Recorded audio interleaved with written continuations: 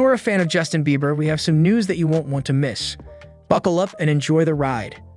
It is not all unusual for musicians to sell entire song libraries to record labels, publishing corporations, or even other investors in order to increase their income. But Justin is making money off of all of his songs. Why? What's going through his head at this very moment? Justin Bieber is a well-known performer, songwriter, and actor based in Canada. In 2008, he was found performing on YouTube, and 2 years later, in 2010, he published his debut album, titled My World 2.0, which was a financial success. Since that time, he has made a number of successful albums and songs, and his brand of pop and R&B music is widely recognized. Bieber has been nominated for and awarded a number of prestigious honors for his musical work, including several Grammys. In addition, he has appeared in a number of films and television shows. He is widely regarded as one of the most influential and successful musicians of his time, and he has amassed a sizable fan base across all of the major social media platforms. Since then, Bieber has released a number of further successful albums, some of which include Believe and Purpose, which both made their debut at #1 on the Billboard 200 chart. He has worked together musically with a wide variety of different performers, some of whom include Ludacris, Usher, and Skrillex. In addition to his musical career, Justin Bieber has established a name for himself in the charitable sector through his work with organizations such as the Make-A-Wish Foundation and Pencils of Promise. There have been more than 32 billion listens to Justin Bieber's songs streaming only on Spotify. The list of singers who have sold the rights to their music continues to increase, and Justin Bieber is the most recent artist to do so. This action is typically taken by more seasoned artists such as Bruce Springsteen, who is said to have received $500 million £406 million for the sale of his life's work in 2021, or Stevie Nicks, who sold a share of her publishing for $100 million in 2020. Both of these artists are examples of artists who have made this move. Bieber, who is now 28 years old, reportedly received $200 million for the sale of the rights to all of the songs that he had published prior to 2022. This acquisition is among the biggest transactions ever made for an artist under the age of 70, said Merck Mercuriadis, founder and chief executive officer of Hipgnosis Songs Management, which purchased the rights.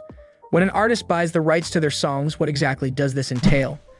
Copyright is a legal term that safeguards musical compositions. In order for the creators of the music to profit financially from their work, they have a legal right that they can either sell or license. Artists that have deals typically cede a portion of their rights, if not the majority of them, to publishers and record labels. In point of fact, songs are associated with more than one type of right. There are rights associated with the authorship of a song, which can be held by a publisher, rights associated with the recording of a song, which can be held by a record label, and rights associated with the live performance of a song. When a song is purchased or performed, for example, when it is played on the radio, in a film, or on television, the money from such transactions is split among all of the parties that have a stake in the music rights. This is all that this entails. Recording artist Justin Bieber is under contract with Universal Music Group, and Universal Music Publishing Group is handling his publishing, UMPG. Therefore, he had ownership over a portion of his rights. He divides these rights with his publisher, which owns a portion of the copyright to his compositions, and with his record label, which owns a portion of the rights attached to the recording of the songs, which are also referred to as master recordings. His publisher also owns a portion of the rights attached to the performance of his songs. Bieber made a deal with the investment firm Hipgnosis Songs Capital to sell his full share of the publishing copyright, performance rights, master recordings, and neighboring rights, the performance within the recording, for his entire back catalog, which consists of more than 290 songs. Hipgnosis is in the business of purchasing music catalogs and then managing the rights to such catalogs in order to generate cash through royalties. This implies that when his songs are purchased or performed, a portion of the revenue that would have been a royalty payment to Bieber in the past goes instead to Hipgnosis. This is because Hipgnosis owns the rights to his songs. The corporation is banking on the fact that Justin Bieber's royalties would, in the long run, be greater than the initial payment the company made to Bieber, allowing it to turn a return on its investment. The holder of the copyright to the musical composition will continue to receive payments for an extended period of time, because the copyright protects the composition for another 70 years after the artist has passed away. However, in order to generate revenue from the songs, they have to be performed, which presents a risk. When musicians go on tour, they have the opportunity to generate money through the sale of tickets and products, but they also receive royalties whenever their music is played live. It's a shame that touring isn't always profitable because the costs are so high and keep going up, but it sounds like a terrific opportunity. Since Bieber no longer owns his back catalog, he will not be entitled to a royalty payment if he performs any of those older songs. Due to the fact that this is a lesser percentage of the revenue, it is not very likely that this will alter his desire to go on tour. The reasons why musicians are selling the rights to their songs. Why then would artists like Bieber and others want to sell their rights when they have the ability to keep this cash for themselves? It is a means for artists who are contemplating retirement to enjoy the fruits of their labor while also building a retirement fund for themselves.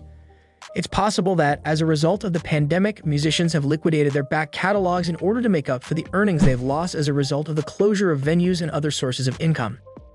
Because copyright is an asset that can be left in a will, the creator's heirs are eligible to receive royalties for the 70 years that the copyright will continue to exist after the creator's death. However, the copyright must be handled, and as a result, it can be more appealing for some people to cash out and let the purchaser handle the administration of the copyright. Bieber will be able to continue earning royalties on music that he creates beginning in January 2022. Thus, it is possible that he intends to release new songs sometime in the future, and in the meantime, he wanted to boost his existing income. It is possible that the singer's choice to take time off and postpone tour dates was influenced by his struggles with Ramsay-Hunt syndrome, a rare virus that caused facial paralysis in his instance. The disease forced the artist to take time off and postpone tour dates. When musicians sell their music rights, does this put them at risk in any way? The possibility exists for Bieber that in the long run, he would have been better off financially if he had retained his rights and continued to receive royalty payments rather than accepting the one-time payment. The only way for Bieber to continue making money from music is if he continues to create new songs. In general, it is extremely important for artists to keep their rights, as this will allow them to continue to profit from their work over the course of time. Similar transactions in which catalogs are compiled by investment corporations buying out creator copyright have been met with resistance from the music industry, which has been the source of the resistance. Although it may seem highly appealing to receive cash upfront, it is generally in the best interest of artists to play the long game because it can result in more benefits. That's all for the video. We will be right back. Don't forget to like this video and subscribe to our channel. Laters.